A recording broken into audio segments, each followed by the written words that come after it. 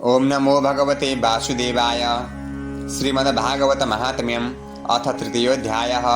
नारद उवाच ज्ञानयज्ञं करिष्यामि सुखशास्त्र कथोज्ज्वलम् भक्ति ज्ञान विरागाणां स्थापनार्थं प्रयत्नतः।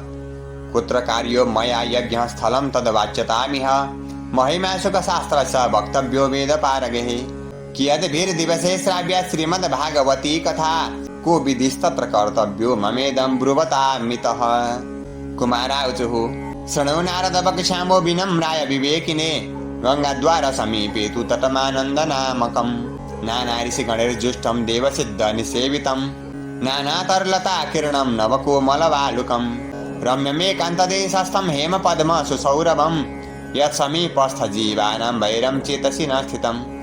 ज्ञानयज्ञस्त्वया तत्र कर्तव्यो यप्रयत्नतः अपूर्वरसरूपा च कथा तत्र भविष्यति। पुरःस्थं निर्बलं चैव जराजीर्णकलेवरं तद्वयं च पुरस्कृत्य भक्तिस्तत्रागमिष्यति। यत्र भागवते वार्ता तत्र भक्त्यादिकं व्रजते कथाशब्दं समाकर्ण्य तत्त्रिकं तरुणायते।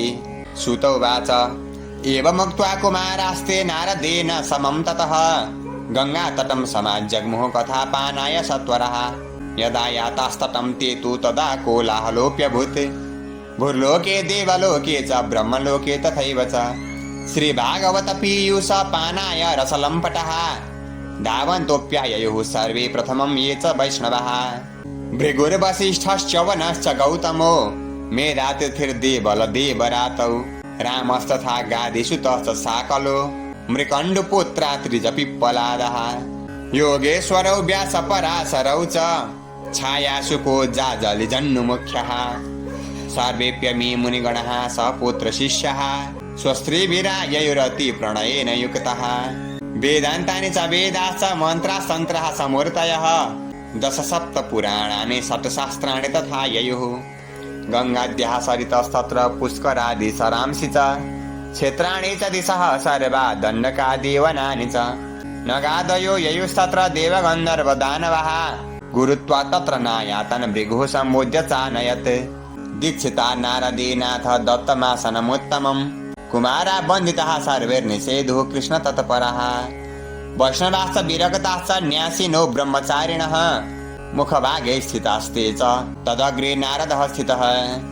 एकभागे ऋषिगणास्तदन्यत्र दिवौकसः वेदोपनिषदोऽन्यत्र तीर्थान्यत्र स्त्रियोऽन्यतः।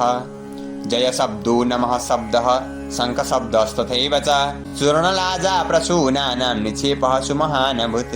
विमानानि समारुह्य कियन्तो देवनायकः कल्पवृक्षप्रसूनैस्तान् सर्वांस्तत्र समाकिरन्। सूत उवाच एवं तेष्वेकचित्तेषु श्रीमद्भागवतस्य च माहात्म्यमुचिरे स्पष्टं नारदाय महात्मने। कुमारा ऊचुः अथ ते वर्ण्यते स्माभिर्महिमा सुखशास्त्रजः यस्य श्रवणमात्रेण मुक्तिः करतले स्थिता। सदास्यव्या श्रीमद्भागवती कथा यस्याः श्रवणमात्रेण हरिश्चित्तं समाश्रयेत्। ग्रन्थोऽष्टादशसाहस्रो द्वादशस्कन्धसंहितः परीक्षिच्छुकसंवादः शृणु भागवतं च तत्। तावत् संसारचक्रेऽस्मिन् भ्रमते ज्ञानतः पुमान् यावत् कर्णगता नास्ति सुखशास्त्रकथा क्षणम्। किं श्रुतेर्बहुभिः शास्त्रैः पुराणैश्च भ्रमावहे एकं भागवतं शास्त्रं मुक्तिदानेन गर्जति। कथा भागवतस्यापि नित्यं भवति यद्गृहे तद्गृहं तीर्थरूपं हि वसतां पापनाशनम्। अश्वमेधसहस्राणि वाजपेयशतानि च सुखशास्त्रकथायाश्च कलां नार्हन्ति षोडशीं। तावत् पापानि देहेऽस्मिन् निवसन्ति तपोधनः यावन्न श्रूयते सम्यक् श्रीमद्भागवतं नरः। न गङ्गा न गया काशी पुष्करं न प्रयागकं सुखशास्त्रकथायाश्च फलेन समतां नयते। श्लोकार्धं श्लोकपादं वा नित्यं भागवतोद्भवं पठस्व स्वमुखेनैव यदिच्छसि परां गतिम्।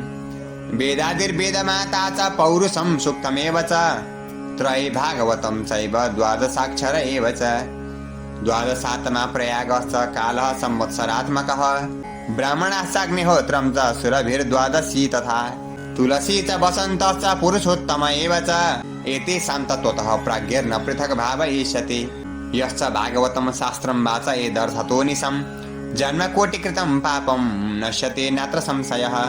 श्लोकार्धं श्लोकपादं वा पठेत् भागवतं च यः नित्यं पुण्यमवाप्नोति राजसो याश्वमेधयोः। उक्तं भागवतं नित्यं कृतं च हरिचिन्तनं तुलसी पोषणं चैव धेनूनां सेवनं समम्। अन्तकाले तु येनैव श्रूयते सुखशास्त्रवाक् प्रीत्या तस्यैव वैकुण्ठं गोविन्दोऽपि प्रयच्छति। हेमसिंहयुतं चैतद् वैष्णवाय ददाति च कृष्णेन सह सायुज्यं स पुमान् लभते ध्रुवम्। आजन्म मात्रमपि येन सठेन किञ्चित् चित्तं विधाय सुखशास्त्रकथा न पीता। चण्डालवच खरवद्वत तेन नीतं मिथ्या स्वजन्म जननी जनि दुःख भाजा। जीवच्छवो निगदितः स तु पापकर्मा येन श्रुतं सुखकथा वचनं न किञ्चित्। रिक्तं नरं पशुसमं भुवि भाररूप मेवं वदन्ति दिवि देव समाजमुख्यः। दुर्लभैव कथा लोके श्रीमद्भागवतोद्भवा कोटिजन्म समुत्थेन पुण्येनैव तु लभ्यते।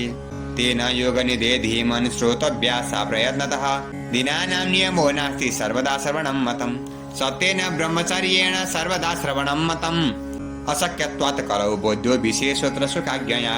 मनोवृत्तिजयश्चैव नियमाचरणं तथा दीक्षां कर्तुमशक्यत्वात् सप्ताह श्रवणं मतम्। श्रद्धातः श्रवणे नित्यं मागे तावद् वियत फलम् तत्फलं सुखदेवेन सप्ताह श्रवणे कृतं। मनसश्चाजयाद्रोगात् पुंसां चैवायुषः क्षयात् कलेर्दोष बहुत्वाच्च सप्ताह श्रवणं मतम्। यत्फलं नास्ति तपसा न योगेन समाधिना अनायासेन तत्सर्वं सप्ताह श्रवणे लभेते। यज्ञात् गर्जति सप्ताहः सप्ताहो गर्जति व्रतात् तपसो गर्जति प्रोच्चैस्तीर्थं नित्यं हि गर्जति। योगात् गर्जति सप्ताहो ध्यानात् ज्ञानाच्च गर्जति किं ब्रूमो गर्जनं तच्छरीरे गर्जति गर्जति। शौनकोवाच शास्त्र्यमेतत् कथितं कथानकं ज्ञानादि धर्मान् विगणय्य साम्प्रतं। निःश्रेयसे भागवतं पुराणं जातं कुतो योगविदादिसूचकं। सुतोवाच यदा कृष्णो धरां त्यक्त्वा स्वपदं गन्तुमुद्यतः एकादशं परिश्रुत्याप्युद्धवो वाक्यमब्रवीत्। उद्धवोवाच त्वं तु यास्यसि गोविन्द भक्तकार्यं विधाय च मच्चित्ते महती चिन्ता तां श्रुत्वा सुखमावह। आगतोऽयं कलेर्घोरो भविष्यन्ति पुनः खलः तत्सङ्गेनैव सन्तोऽपि गमिष्यन्त्युग्रतां यदा। तदा भारवती भूमिर्गोरूपेयं कमाश्रयेत् अन्यो न दृश्यते त्राता त्वतः कमललोचन। अतः सत्सुदयां कृत्वा भक्तवत्सलमाव्रज भक्तार्थं स गुणो जातो निराकारोऽपि चिन्मयः। तद्वियोगेन ते भक्ताः कथं स्थास्यन्ति भूतले निर्गुणोपासने कष्टमतः किञ्चित् विचारय। इत्युद्धव वचः श्रुत्वा प्रभासे चिन्तयद्धरिः भक्तावलम्बनार्थाय किं विधेयमयेति च। स्वकीयं यद्भवेत्तेजस्तच्च भागवते दधात् तिरोधाय प्रविष्टोऽयं श्रीमद्भागवतार्णवम्। तेनेयं वाङ्मयी मूर्तिः प्रत्यक्षा वर्तते हरेः सेवनात् श्रवणात् पाठात् दर्शनात् पापनाशिनी। सप्ताह श्रवणं तेन सर्वेभ्योऽप्यधिकं कृतं साधनानि तिरस्कृत्य कलौ धर्मोऽयमीरितः। दुःखदारिद्र्य दौर्भाग्य पाप प्रक्षालनाय च कामक्रोधजयार्थं हि कलौ धर्मोऽयमीरितः। अन्यथा वैष्णवी माया देवैरपि सुदुस्त्यजा कथं त्याज्या भवेत् पुंभिः सप्ताहोतः प्रकीर्तितः। सूत उवाच एवं नगाः श्रवणोरुधर्मे प्रकाश्यमाने ऋषिभिः सभायाम् आश्चर्यमेकं समभूत् तदानीं तदुच्यते संसृण शौनकत्वम्। भक्तिः सुतौ तौ तरुणौ गृहीत्वा प्रेमैकरूपा सहसा विरासीत्। श्रीकृष्ण गोविन्द हरे मुरारे नाथेति नामानि मुहुर्वदन्ति तं स्वागतां भागवतार्थघोषां सुचारुवेषां ददृशुः सदस्यः। कथं प्रविष्टा कथमागतेयं मध्ये मुनीनामिति तर्कयन्तः उचुः कुमारा वचनं तदानीं कथार्थतो निष्पत्तिताधुनेयम्। एवं गिरः सा ससुता निशम्य सनत्कुमारं निजगादनम्रा।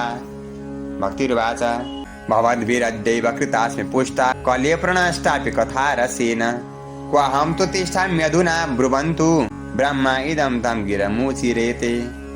भक्तेषु गोविन्द स्वरूपकर्त्री प्रेमैकदर्त्री भवरोगहन्त्री सा त्वं च तिष्ठ स्वसु धैर्य संश्रया निरन्तरं वैष्णवमानसानि। ततोऽपि दोषः कलिजा इमे त्वं द्रष्टुं न शक्तः प्रभवोऽपि लोके। एवं तदाज्ञावसरेऽपि भक्तिस्तदा निशरणा हरिदास चित्ते सकल भुवन मध्ये निर्धनास्तेऽपि धन्या निवसति हृदि येषां श्रीहरिर्भक्तिरेका हरिरपि निजलोकं सर्वथा तो विहाय प्रविशति हृदि तेषां भक्तिसूत्रोपनद्ध ब्रूमोद्यते किमधिकं महिमानमेवं ब्रह्मात्मकस्य भुवि भागवता वेदस्य यत् संश्रयान्निगदिते लभते सुभक्ता श्रोतापि कृष्ण समता मलमन्य धर्महि श्रोतापि कृष्ण समता मलमन्य धर्महि। जय जय श्री पद्म पुराणे उत्तरखण्डे श्रीमद् भागवत महात्म्ये भक्ति कष्ट निवर्तनम नाम तृतीयोऽध्यायः।